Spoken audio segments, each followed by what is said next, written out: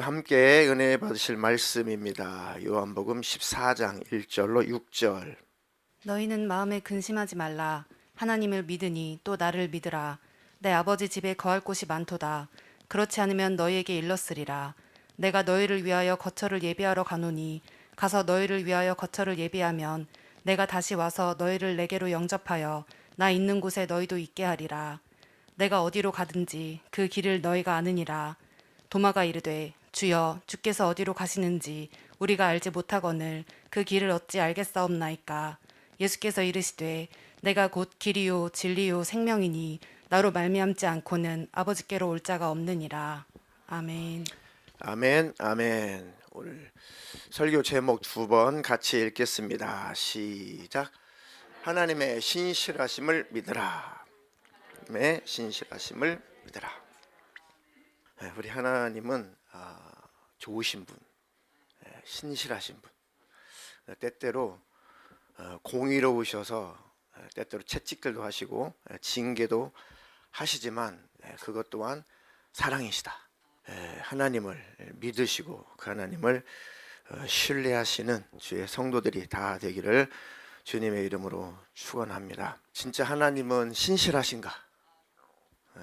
힘들 때도 어려울 때도 오늘 찬양했듯이 눈물 날 일이 많을 때도 하나님은 여전히 신실하신가? 하나님은 내가 믿고 따를 만한 신이신가? 하나님은 나를 책임지시는 유일한 신이신가? 때때로 삶 속에 정말 힘겹고 어려운 일이 있을 때, 때때로는 살고 싶지 않은 그런 일들이 생겼을 때, 그래도 역시 나는 하나님을 신실하다라고 그 하나님을 신뢰할 수 있고 그렇게 시인할 수가 있는가? 그때 우리의 믿음이라고 하는 것이 하나님 앞에 드러나게 되는 것입니다. 하나님 어떤 형편과 어떤 상황 속에서도 그 하나님을 믿고 그 하나님을 따르는 그 하나님의 신실하심을 확실하게 시인하는 믿음의 사람 되게 해 주시옵소서. 성도님들 그렇죠? 자, 하나님이 얼마나 신실하신가 여러분들께서 잘 아시겠지만은 구약부터 신약까지 이렇게 쭉 성경을 이렇게 쭉 줄거리를 말씀을 드리면 하나님께서 우리를 행복하게 해주시려고 또 우리를 사랑하시고 우리를 축복하시려고 영원히 하나님과 함께 하시려고 우리를 창조하신 것입니다. 그러니까 하나님의 창조의 의도와 목적은 우리 지치리도 고생하고 힘들게 하고 눈물 나게 만들고 그렇게 인생 살라고 우리를 만드셨던 것이 아니고 하나님 안에서 즐겁고 행복하게 영원히 하나님과 함께 그렇게 살게 하시려고 우리를 만드신 것이 하나님의 창조의 목적입니다. 그런데 그 하나님의 그 소원과 하나님의 그 목적을 우리가 파괴한 거예요. 하나님의 원수인 마귀의 말을 듣고 하나님을 우리가 배신했고 하나님을 우리가 떠났던 것입니다. 그런데 그래도 하나님은 내가 너희들을 버리지 않아. 내가 너희들을 저주하지 않아.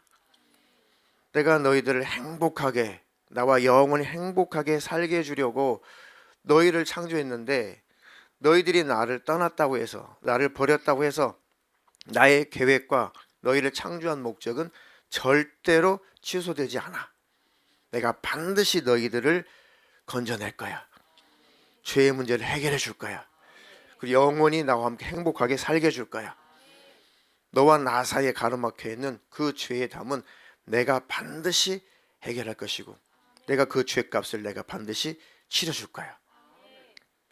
그래서 타락한 아담과 하와를 하나님께서 친히 가죽옷을 만드셔가지고 그들에게 입혀주시죠. 짐승의 가죽을 벗겼다는 것은 짐승이 죽었다는 거죠. 피를 다 쏟아서 그 짐승이 죽었다는 것입니다. 그게 원복음이라고 그래요. 원시복음이라고 합니다. 그게 그 영어로 그게 바로 누군가가 죽는다. 누군가가 피 흘린다, 누군가가 희생한다, 누군가의 생명이 사라지고 대신 우리가 인류가 산다. 바로 대신 죽어주실 분이 예수 그리스도라는 뜻입니다. 다시 말해 하나님이 사람의 모습으로 오셔서 내가 대신 피 흘려 죽고 내가 너희들을 다 감싸줄 것이다. 너희들의 죄와 허물을 내가 다 가려줄 것이다.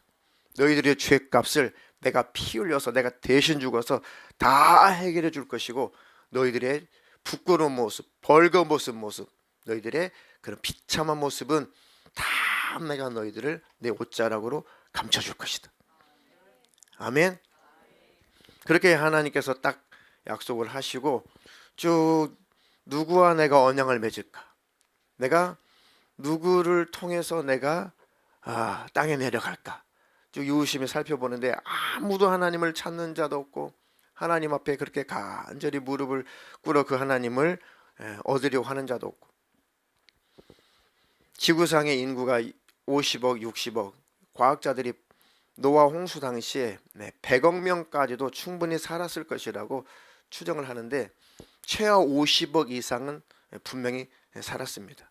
쭉 산출을 해보고 과학적으로 그 근거를 따져보니까 노아 홍수 때도 최소한의 50억 정도의 인구가 살았어요. 그런데 하나님께서 바라볼 때 태어나는 것마다 또 태어나는 것마다 항상 이 계획하는 것이 생각하는 것이 항상 악할 뿐이에요. 그죠? 창세기 다 나오죠. 하나님이 가만 쳐다보니까 태어나는 것들마저도 기성세대는 타락했다고 치고 태어나는 다음 세대들을 바라봐도 소망이 없어요. 소망이 없어요. 더 기다릴 필요가 없다. 그래서 하나님께서 한탄하시죠. 사람 지으신 것을 한탄하시고 그들 물로 다 심판을 하시기 전에 그래도 노아는 하나님을 의지하고 하나님을 붙잡고 있는지라 그래도 노아를 종자 삼아 노아를 씨 삼아 노아를 통해서 다시 내가 한번 인류 구원의 역사를 다시 한번 시작해보자. 그 노아와 그 8 식구를 남겨놓고 물로 다 수정을 시킵니다. 그리고 노아를 통해서 다시 이제 인구가 쭉 늘어나죠. 그걸 가만히 보니까 노아의 후손 중에 아브람이라는 사람이 하나님 눈에 딱 발견됐어요. 아브람이라는 사람이 눈에 딱 발견됐어요. 내가 아브람을 불러서 나와 언약을 체결해야겠다. 그러니까 하나님이 언약을 세우시고 그 언약을 하나님이 이루시고 그 하나님이 그 언약을 성취하시고 그 하나님 그 언약을 완성하시는 일에 하나님이 안달이 나시는 거예요. 무슨 언약이요? 내가 너희 살려줄게. 내가 너희 죄악의 문제 해결해 줄게. 내가 너희 영생하게 해줄게. 내가 너희를 행복하게 해줄게. 얼마나 영원히. 아니 우리는 그것을 구할 줄도 모르고 그것을 우리는 원할 줄도 몰랐는데 하나님께서 우리의 필요를 아시고 너희는 그게 필요해. 너희는 평안이 필요해. 너희들은 행복이 필요해. 너희들은 영생이 필요해. 영생 주는 너희들은 내가 필요해. 그 내가 꼭 너희들에게 너희들의 영혼의 그 소원하는 것을 내가 꼭 해결해 줄게. 우리는 알지도 못하고 우리는 소망하지도 않을 그때에 하나님이 그렇게 자기가 약속하시고 그 약속을 본인이 스스로 성취해 가시는 과정이 다 구약의 역사입니다. 이해가 되시나요? 아브람을 불러가지고 아브람아 내가 너를 네 자손을 말이야 하늘의 별처럼 저 바다의 모래알처럼 그렇게 아주 중다하게 그렇게 많은 후손들을 너에게 줄 거야. 하나님 감사합니다. 하나님 아멘입니다. 했는데 나이가 다 늙어서 곧 죽어갈 때까지 사라가 이제 다 아이를 낳을 수 있는 신체적인 기능이 다 사라져 버렸을 때까지 아들을 안 줘요. 왜요? 하나님께서 아브라함에게 하나님을 신뢰하는 믿음을 갖게 하시려고 하는 것입니다. 그죠? 건강할 때. 그죠? 그때 당시에는 아이를 낳을 수 있는 나이니까 아직은 내가 하나님 아이 낳을 수 있는 기회가 있으니까 아멘입니다. 하나님 믿습니다. 해요. 믿을 필요가 없어요. 왜? 자기 몸에 아이를 낳을 수 있는 기회가 있을 때는 뭐 믿고 말 것도 없어요. 낳으면 되니까. 그건 믿음이 아니에요. 믿음이 아니라는 증거는 나중에 자기가 아이를 낳을 수 있는 그런 나이가 지나가니까 자기 집에서 길렀던 종을 후계자로 딱 삼으려고 계획을 해요. 아브라함아, 아니야, 내가 너에게 아들 준다니까요. 아니, 주려면 진작 주셨어야지. 아니, 다 내가 늙어 빠져가지고 내 안에 살아도 이제 아이를 낳을 수 있는 기능이 없는데, 내 집에서 내가 잘 훈련시키고 기른 그 엘리에셀인가 그 종이 하나 있는데 똘망똘망하고 내 후계자가 될 만하니까 제가 그거 세울 테니까 그냥 뭐 그때 하나님 말씀하신 거 뭐 괜찮아요. 저는 뭐 성경에 그렇게 기록되지 않았지만 아브라함이 그 약속을 저버리고 그 종을 자기의 후사로 세우려고 계획을 하죠. 근데 하나님께서 아니다, 내가 반드시 한번 믿어봐, 한번 나의 신실함을 네가 한번 믿어봐, 내가 반드시 너에게 씨를 준다니까. 알겠어요 하나님, 알겠습니다. 그렇게 돼서 90이 되고 99세가 되고 하나님 또 나타났어요. 내가 너에게 아들 준다니까. 아이고 하나님, 끝장났습니다. 끝장났습니다. 사라는 장막 뒤에서 키득키득 웃죠. 아이고, 내 나이가 지금 몇 살이고 나는 그렇다고 쳐도 내 남편도 이제 다 늙어가지고 전혀 사내구실을 할 수 없는데, 참 하나님도, 왜요? 하나님께서 천사의 모습으로 아브라함을 만났잖아요. 그러니까 그때는 아브라함도 하와도 참 그 믿기가, 그 하나님의 말씀을 믿기가 참 심란했어요. 그런데 아브라함 속에 하나님께서 그 믿음을 가질 수 있도록 직접 천사의 모습으로 나타나셔가지고 그렇게 말씀하시니까 아브라함도 그래, 내가 한번 그 하나님을 신뢰해보자, 그 하나님의 신실하심을 한번 인정해보자. 그렇게 딱 인정하고 나서 1년 후에 내가 반드시 내가 너에게 때가 되면 돌아올 텐데 네 안에 사라에게서 자식이 있을 거야. 내가 반드시 돌아올 거야. 내가 돌아올 때 네 안에 사라는 아들을 안고 있을 거야. 정말 1년 후에 사라가 말할 수 없는, 그죠? 이 세상에서는 이렇게 말하면 세상 사람들은 우리 미쳤다고 그러겠죠. 야, 어떻게 그런 일이 있냐? 있습니다. 하나님은 하실 수 있다. 능치 못할 일이 없다. 아멘. 그래서 1년 후에 사라가 정말 아들을 낳았어요. 그 아들의 이름이 이삭이란 말이에요. 네 아내 사라가 아들을 낳을 것이다. 내가 돌아올 때 네 아내는 아들을 안고 있을 것이다. 그죠? 근데 그 하나님이 아브라함에게 안 나타나셨어요. 사라는 아들 낳는데. 그게 무슨 약속이냐면 이게 상징적인 겁니다. 이제 내가 너에게 언약을 체결했다. 너를 통해서, 너의 후손을 통해서, 너의 씨를 통해서 이제 구원자가 나온다. 내가 너의 후손을 통해서 사람의 모습으로 땅에 내려갈 거야, 그 얘기입니다. 그래서 아브라함이 믿음의 조상이 되는 거예요. 직접 하나님이 언약을 체결하셨거든요. 내가 너희 후손을 통해서 이제 대적의 문을 얻게 해줄 것이다. 그러니까 아브라함의 자손을 통해서 하나님은 사람으로 오시겠다. 그러니까 그때부터 하나님은 오시기 시작하신 겁니다. 어느 때 누구를 통해서, 어느 여인의 태를 통해서 내가 땅에 내려갈까, 그것만 하나님은 이제 기다리고 계신 것이죠. 그래서 하나님 계속 기다려요. 근데 문제는 아브라함이 또 이삭이 이제 10대가 됐든 20대가 됐든 청년 때 하나님께서도 명령을 하시죠. 아브라함아, 네 독자 이삭을 나한테 번제로 드려. 번제 제사의 특징이 뭡니까? 번제. 일단은 첫 번째는 모든 제물을 죽여야 돼요. 죽여서 피를 다 빼야 됩니다. 배를 갈라야 돼요. 가죽을 다 벗겨야 됩니다. 내장을 다 긁어내야 돼요. 그리고 마디를 다 잘라야 돼요. 그리고 완전히 흔적도 없이 불태워서 없애야 돼요. 뭐 사람이 매장도 하고 화장도 하지만 화장을 해도 죄라도 남죠. 그죠? 근데 번제로 다 드리면 남은 죄까지 하나님은 다 치워버리래. 아니, 흔적도 없이 치워야 된다. 번제로 드려라. 하나님 왜 그러실까? 근데 아브라함도 많이 생각하고 많이 고민을 했겠지만 그때 정도는 그 하나님의 신실하심을 믿을 만한 믿음을 아브라함이 갖게 됐어요. 왜요? 계속 하나님이 연단을 하셨거든요. 계속 하나님이 아브라함에게 믿음을 가질 수 있도록 그렇게 훈련을 시키셨거든요. 그래, 이렇게 지금까지 하나님께서 이렇게 역사하셨는데 내가 아이를 낳을 수 없는 그 상황 속에서, 내 아내 사라가 아이를 낳을 수 없는 상황 속에서 하나님은 아이를 낳게 하셨고, 내 아이가 건강하게 이렇게 자라게 하셨는데, 이 아이를 번제로 드린다고 해도 반드시 하나님 무슨 뜻이 있을 거야. 그리고 반드시 나의 후손을 통해서 하나님께서 대적의 문을 얻게 하신다고 하셨고, 내 후손들이 하늘의 별처럼 바다의 모래알처럼 중다게 해준다고 하셨기 때문에 내 아들 이삭을 독자로 바친다고 해도 하나님은 반드시 또 그 뜻을 이루실 것이다. 하나님께서 아브라함을 그렇게 믿음 있는 사람으로 만들어내신 겁니다. 그래서 믿음은 우리가 믿는 거지만, 우리가 믿음을 가질 수 있도록 하나님이 우리를 그렇게 역사하시는 겁니다.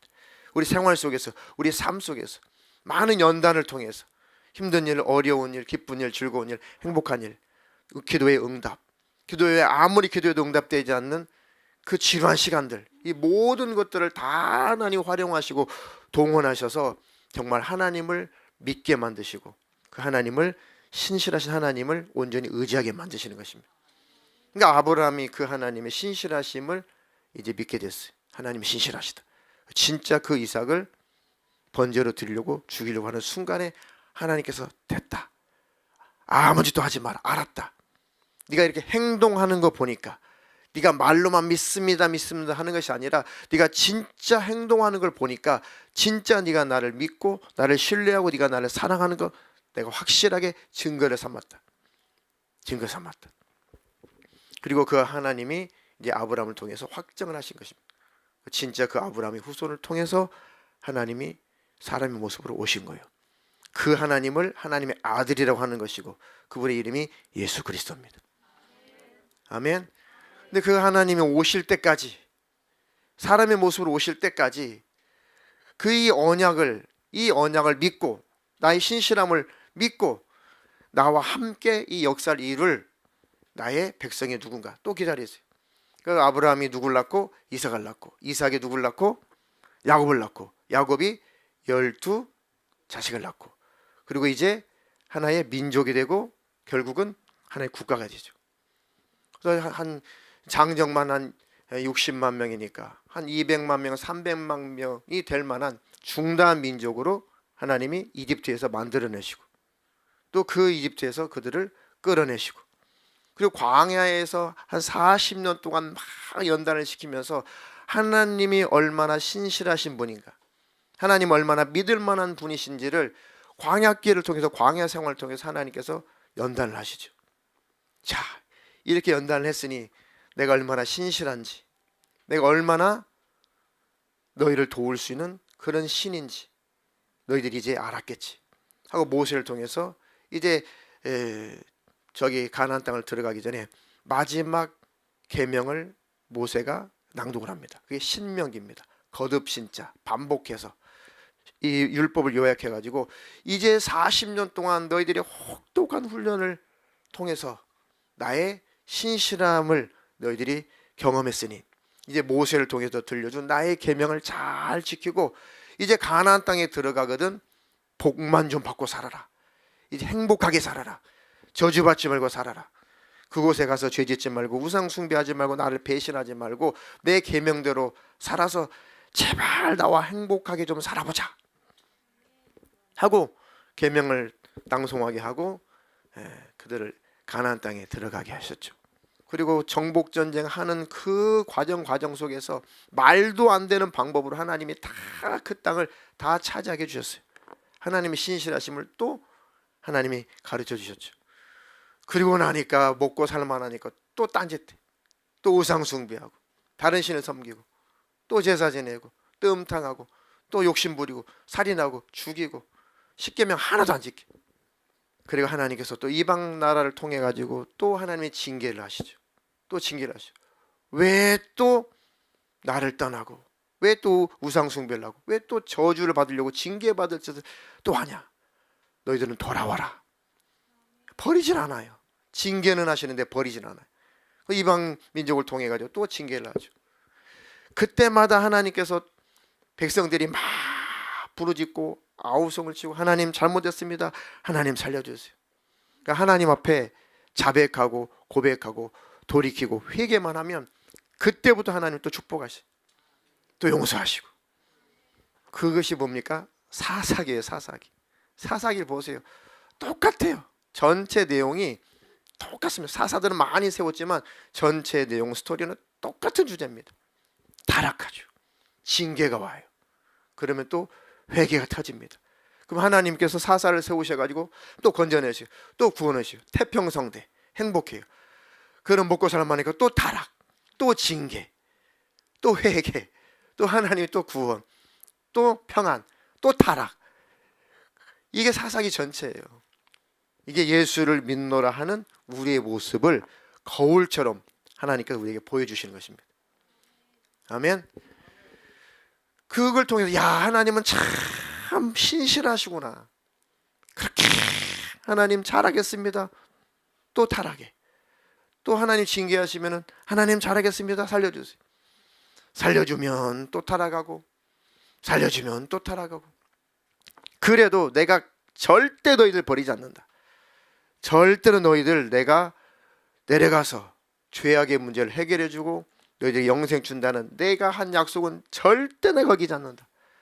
그래도 하나님은 포기하잖아요. 빨리 오셔가지고 죄악의 문제를 해결하시려고 자꾸 역사하고 계시는데 자꾸 말 안 들어요. 자꾸 하나님을 떠나요. 그러나 하나님께서 사사기 다 마감을 했죠. 사람이 자기 소견대로, 자기 소견에 옳은 대로 행동을 해요.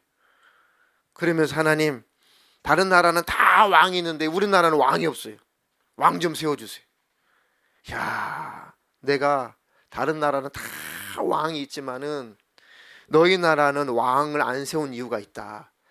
다른 나라는 아무리 훌륭한 왕이 있어도 그는 사람이야. 그리고 한계가 있어. 그리고 결국은 폭정을 일삼아 폭군이 돼. 이방 민족의 왕들은 자기 잘 먹고 잘 살고 자기 영광을 위해서 백성을 지배하는 것이지, 백성을 위해서 다스리는 그런 선한 왕들은 이방 나라에 없어.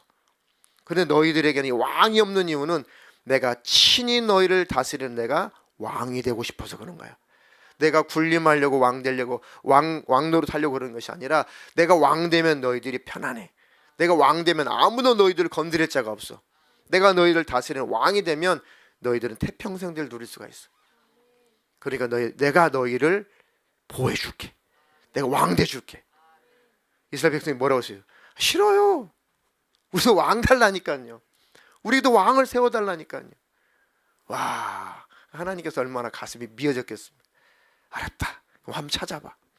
보니까 이제 사울이 인물이죠, 인물. 막 키도 엄청 크고 잘생기고 또 용맹스럽고 전쟁에 있는 건 준수한 사람이라고. 준수한 사람. 그러니까 보통 키가 큰 사람보다도 어깨 위는 더 키가 커요. 키가 그렇게 컸단 말이에요. 그러니까 그 표현은 아주 준수한 사람이다. 체격만 준수할 뿐만 아니라 그 사람이 인격이나 모든 것에 탁월하다, 그런 뜻입니다. 다른 사람보다 그 키가 어깨 위나 더하다라는 표현은 그 사람의 모든 일에 온전하고 완벽하다는 뜻입니다. 그래, 알았다. 그러면 그를 왕으로 삼아주마. 근데 그 왕을 세웠는데 그 사울은 처음에 하나님을 참 사모하고 하나님을 사랑했어요. 하나님이 왕 세운다고 하니까 얼마나 처음에는 겸손했는지 막 쫓아가지고 숨었어요. 어떻게 나 같은 것을 왕 삼습니까?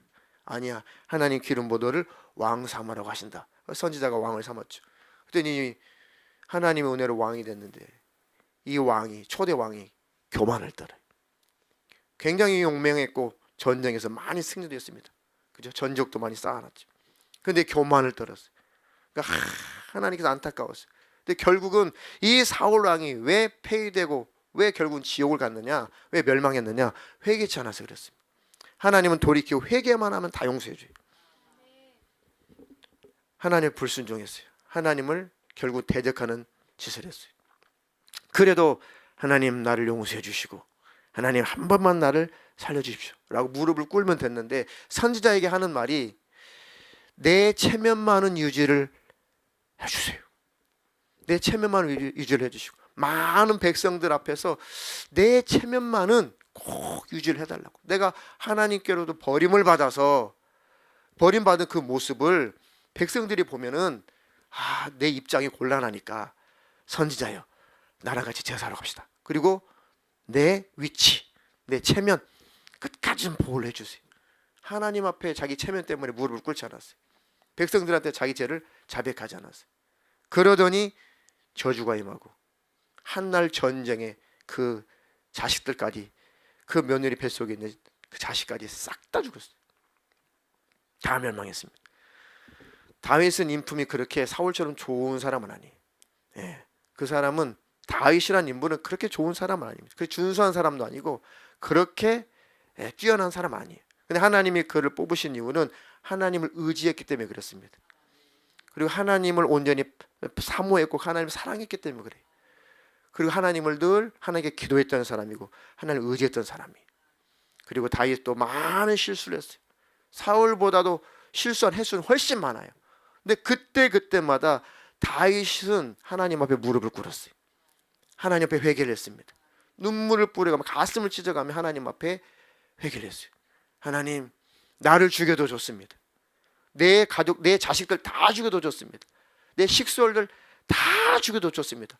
다 내 죄로 말미암아 비롯된 것이니까 다 죽여도 좋고 저 왕에서 저 폐위시켜도 괜찮습니다.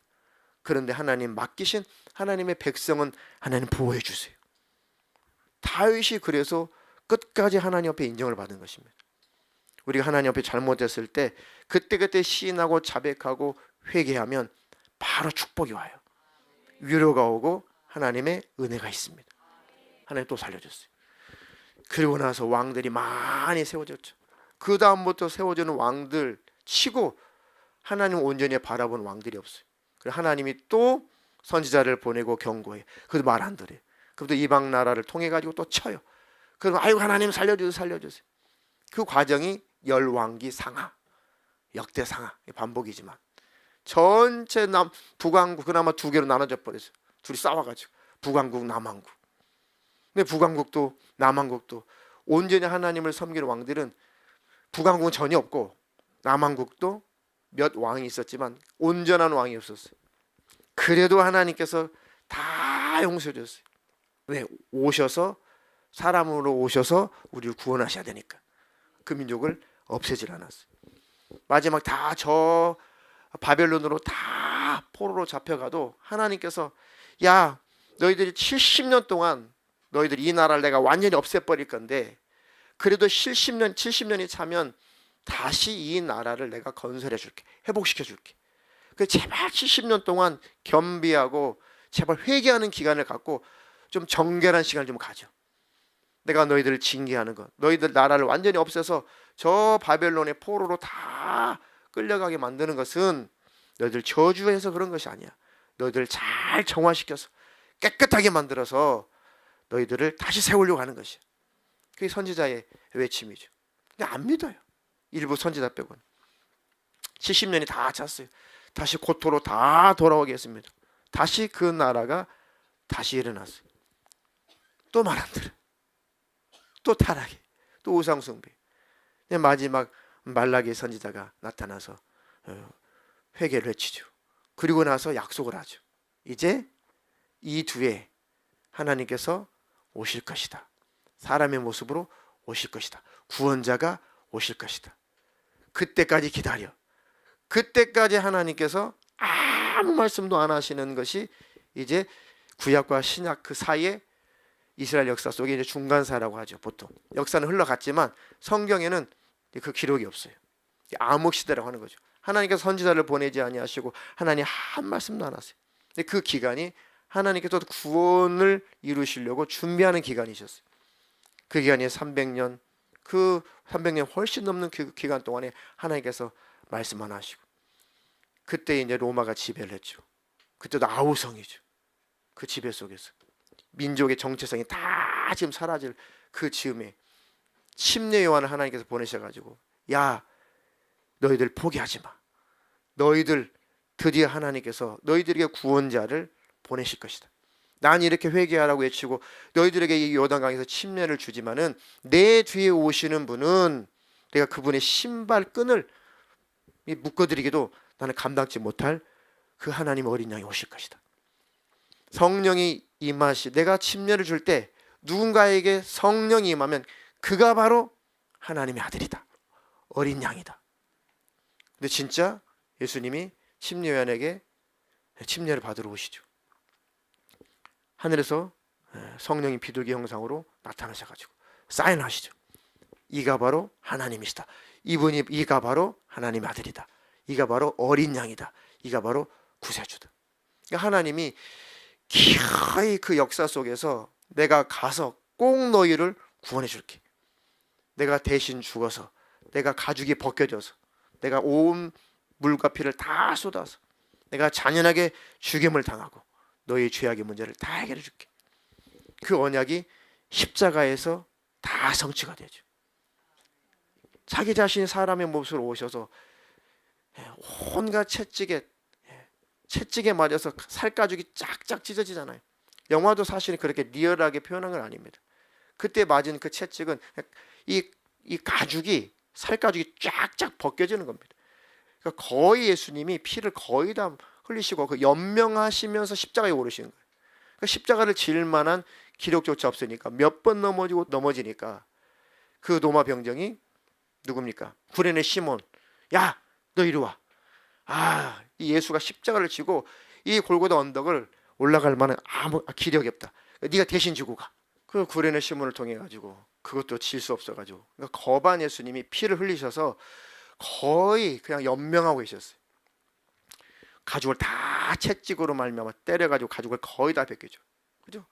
짐승이 죽을 때 가죽을 다 벗기잖아요. 제사로 드릴 때. 예수님의 옷 살갗이 딱딱 찢어진 거예요.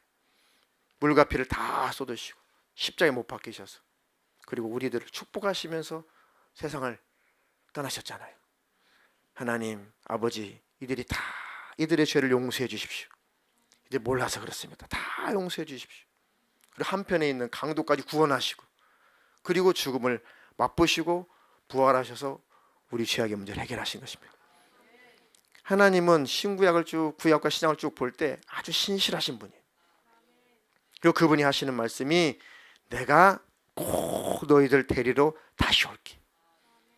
이 약속 반드시 성취됩니다. 신약을 사는 우리는 이제 뭘 믿어야 돼요? 주님 다시 오신다. 그 주님이 다시 오신다. 그때는 여러분의 두 눈에 눈물을 다 씻겨줄 것이고 영원히 눈물이 없는 그 나라에서 영원히 행복하게 살게 하실 것이다. 아멘. 그 성경을 보세요. 성경 쭉 보면 하나님은 참 신실하신 분이. 돌이키기만 하면, 회개만 하면, 하나님께 돌아오기만 하면 그냥 그때부터 그냥 축복이에요. 아멘. 아무리 잘못한 것 많고 아무리 허물이 많고 아무리 실수가 많고 아무리 하나님 멀리 떠났을지라도 하나님께 늘 돌아오기만 해라. 그리고 이제는 떠나지 마라. 아멘. 주님 안에서 이제 평강만 누리시기를 주님의 이름으로 축원합니다. 요한복음 15장 7절 한 절 읽겠습니다. 너희가 내 안에 거하고 내 말이 너희 안에 거하면 무엇이든지 원하는 대로 구하라. 그리하면 이루리라. 아멘. 너희가 내 안에 있고 내 말이, 내가 약속한 말이 너희가 깨달아진다면, 너희 안에 내 약속한 말이 너희 안에 거한다면 그 말씀대로, 내가 약속한 말씀대로 한번 다 구해봐. 내가 다 응답해 줄 것이다. 하나님 말씀에 이렇게 약속하지 않으셨습니까? 하나님 말씀에 이렇게 약속하지 않았습니까? 그 말씀이 너희 안에 들어와서 믿어지거든. 그 말씀 이루어달라고 기도해. 다 이루어줄게. 아멘. 하나님의 신실하심을 확실하게 믿으시기를 주님의 이름으로 축원합니다. 축원합니다. 자, 시편 18편 1절로 3절 읽습니다.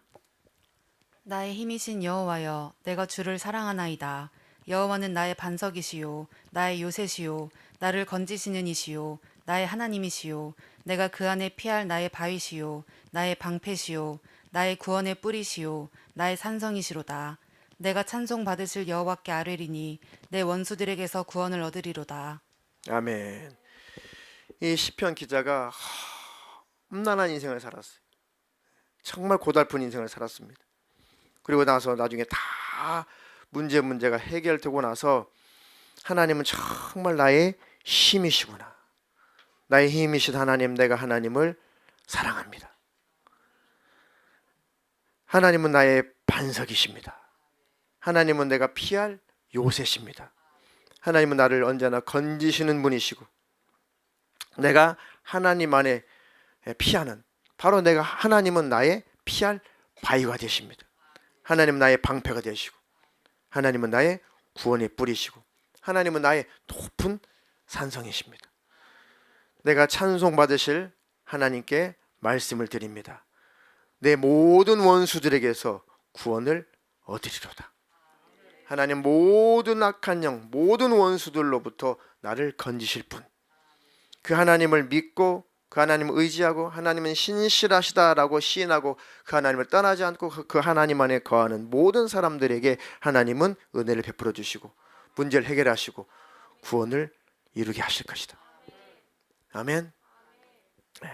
그 하나님 꼭 붙드시고 신뢰하시기를 주님의 이름으로 축원합니다. 축원합니다. 서두에 말씀드렸듯이 참 힘들 때, 어려울 때, 외로울 때, 고독할 때, 서러울 때 있어요. 그렇죠? 참 기가 막힌 일이 발생했을 때, 참 기가 막힌 일이 발생했을 때, 누구에게도 이 일을 어떻게 해결해 달라고 할 수도 없을 때, 아무도 의지할 사람이 없을 때, 아무에게도 기댈 사람이 없을 때, 과연 하나님은 정말 살아계신가? 정말 내가 끝까지 하나님을 신뢰하고 그 하나님을 따라가야 되는가? 내가 그 하나님을 온전히 찬양해야 되는가? 그 하나님을 내가 끝까지 노래해야 되는가? 그 하나님 과연 나를 도우시는 하나님 맞으신가? 그런 생각들이 막 찾아올 만큼, 그런 미혹의 영들이 막 흔들어 놓으려고 막 생각 속에 찾아올 만큼 기가 막힌 일이 발생할 때, 아니 하나님을 믿으면 행복해야 되는 거 아니야? 하나님 믿으면 만사형통해야 되는 거 아니야? 하나님 믿으면 막 태평해야 되는 거 아니야? 하나님 믿으면 하나님 잘 돼야 되는 거 아니야? 하나님 믿으면 건강해야 되는 거 아니야? 하나님 믿으면 내 자식 잘 돼야 되는 거 아니야? 하나님 믿으면 사업도 잘 돼야 되는 거 아니야? 하나님 믿으면 장사도 잘 돼야 되는 거 아니야? 하나님 믿으면 날마다 평안해야 되는 거 아니야? 노래 부를 일만 생겨야 되는 거 아니야? 아니더라고. 아니에요. 그렇지 않아요. 고난은 계속 찾아와요. 이해가 되나요? 그때 하나님 붙잡으세요. 하나님은 신실하시다. 실수가 없으시다. 하나님 반드시 선한 뜻이 있을 것이다. 내가 실수를 하고 내가 뭔가 틈이 있어서 원수가 날 힘들게 하는 것이지, 하나님은 절대 날 저주하지 않는다. 하나님 나를 고의적으로 불행하게 하지 않는다. 하나님 신실하십니다. 하나님을 신뢰합니다. 하나님의 거룩한 뜻이 있을 것이라고 그 하나님을 내가 믿습니다. 하나님 신뢰합니다. 아멘. 그때 하나님께서 문제를 해결하시고, 그때 하나님 현실의 문제를 해결하시고 하나님은 축복하실 것입니다. 아멘. 그 하나님 꼭 붙잡으시기를 주님의 이름으로 축원합니다. 축원합니다.